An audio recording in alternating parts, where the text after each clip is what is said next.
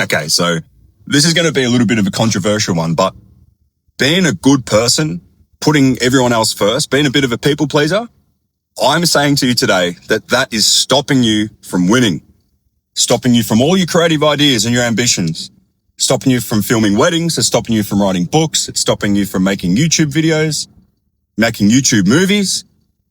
Being a good person is the reason you're getting nowhere. And look, I'm going to be completely honest. This shit's happened to me too. Okay. So I get it from firsthand experience. I understand what it's like to live this way. But when we do live this way over time, what we're actually doing is showing our mind, showing our brain this construct of responsibility. Okay. It's an image of how we're supposed to be, right? We envision ourselves to be responsible, reliable, and very well respected for that. But really we're just people pleasing. Okay. And we've always got that excuse that something else or somebody else needs our attention more than what our ambitions do. And we start using it as an excuse. So therefore we never take steps towards where we want to go. We leave these dreams and visions go to the wayside because most of the time you don't want to look selfish, look like an idiot. And no matter what you do now, you can't even bring yourself to start taking steps there, no matter how much you want it. Yeah. And it can make you feel like a freaking loser. The feeling can be terrible, but it's not your feelings that are holding you back. It's your brain that's actually keeping you there. Okay. If you take notice of it, your brain is constantly reminding you of who the hell you're supposed to be. It's giving you that vision that we're talking about just before. And all these things that you aspire to and everything, you're going to let go of because you don't want to be selfish. Now, I guess before you think that I'm just some crazy idiot, let me explain myself a little bit. As humans, we are very much feeling beings. Every experience we have, we feel in a certain way. Yeah. But our natural expression is to be creative, right? So think about it. Think of all the crazy, amazing things that have been brought into this world through human hands. It's endless, and it's going to be endless more to come. And now every single one of us, I guarantee at some point of our lives have had this idea, had some type of vision or fantasy that's turned into a dream. Now I'm talking about anything from writing a book to making an Oscar-winning movie.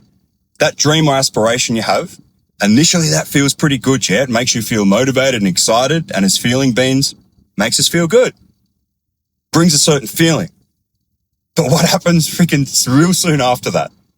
The facts start showing up. Yeah? You feel selfish. You start moving away from it. And this is where your brain comes in trying to keep you safe, stuck in that pattern. Your brain is absolutely, guys, like, don't get me wrong. It's one of the most amazing, if not the most amazing piece of technology you're ever going to have. It's capable of freaking so many things.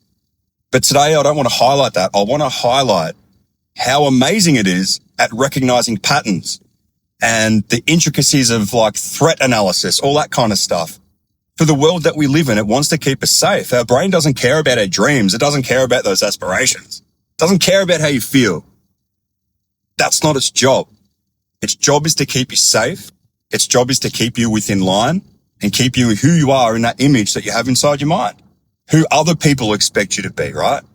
It's like a mental house. And if that mental house is an image of selflessness and it's an image of always doing things for others before you ever do anything for yourself, like no matter what, and you're never able to say no to things, okay, you're never going to step outside of that. You're never going to live outside of that house, that contract that you've got, that construct that you've got. So it's a house realistically that you've built with your brain, if you can kind of comprehend it like that. And when you're living in this place here, you're stuck in this little house that you've built, you're just constantly feeling this gap of what you want, but you will never ever allow yourself to have it, right? Because it's just not sitting within the framework of that house that you've built. You've never stepped outside of it and you don't want to because it doesn't feel like you. You hearing me?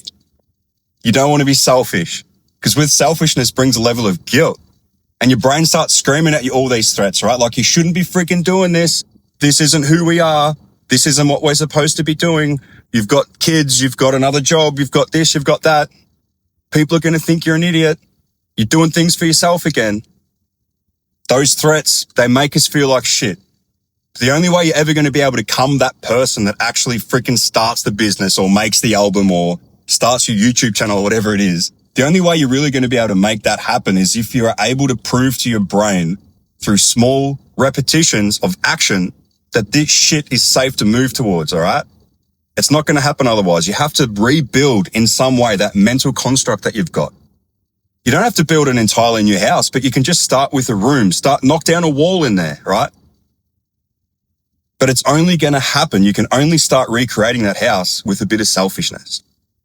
With you actually saying, I'm going to freaking commit to this no matter what, for myself, not for someone else, for yourself. And it happens with small steps. The small steps of repetitions make this possible. Now, I used to always make my clients sign a 10-minute contract, right? And if you're interested in that, you can go to my bio. It's free. It'll take you 2 minutes to download. But I'd get them to commit to 2 to 10 minutes a day of actionable movement towards their goal, no matter what. But even if they wanted to do more than 10 minutes, they couldn't do any more. There was only 10 minutes. And I'd make them do this for 21 days because that's the minimum amount of time it usually takes to get something stuck into your brain that becomes part of our process, becomes a new thing, right? And initially, these things feel awkward when you start doing it for yourself. But over time, it does get a lot easier. And those 10-minute sessions, guys, it builds up so much confidence within yourself. I'm telling you, okay? You need to start being more confident within yourself to be able to do this so you can actually start this stuff. You need to give the confidence to your mind that it's possible to change. And that's what 10 minutes a day would do. It builds a new pattern, a new framework within you. So you don't have these same excuses that you can't, or that someone else needs me, or I've got to be over here, or whatever it is. You can now find the time and you can find the energy and the capacity and the space to be able to do these things for yourself. And then now all of a sudden that dream, that aspiration, it feels good again, right? And your brain's starting to correct that behavior of like pulling you back from, oh, we're not going over there, we're coming back here. It's not so protective. It's not so stuck in its ways and keeping you stuck in this little box that you've been living in, yeah? And very quickly, I'm telling you guys, very quickly, that guilt starts to go away and it doesn't feel like selfishness anymore. So as a good example, when I first started this YouTube channel, I knew that there was going to be a shitload involved in this, right? When you first look at it and you think of like the end, there's so much to do. And especially with my situation, I've got 4 kids. I've got, the typical washing and dishes and freaking housework and school pickups, and I've got businesses. So if I take away time from this stuff, I'm going to feel pretty guilty. I feel pretty selfish. I feel down on myself. It's kind of like, what are you even doing, Jays? I remember when I first started, I just felt like an idiot because it was like you're putting all this time into something and it's not really going anywhere. And who even knows if it's going to go somewhere? Why would you even do it?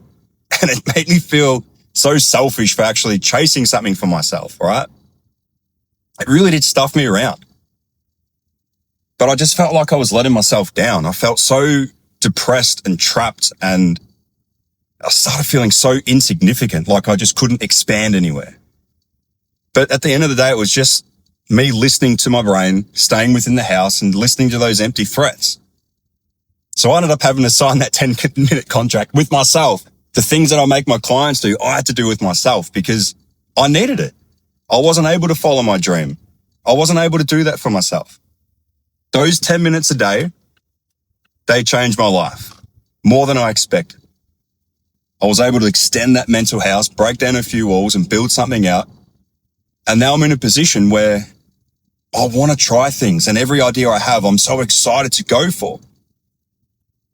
So please, guys, remember this. If you're stuck in this place, you are not your brain and you are not your thoughts. You are not the house that you live in here. And if what you are living in here is problemsome and troublesome, you've got the ability to change it. You've got the ability to be proud of yourself, proud of who you are, proud of your dreams, proud of the aspirations, proud of the fact that you're someone that actually goes towards that stuff. You know what? If you start doing it and you stuff it up, who gives a shit? That's called life. You're expected to make mistakes and allow yourself to make them. All right. Now I've got all that off my chest, I'm going to go find something to film. Until next time, catch.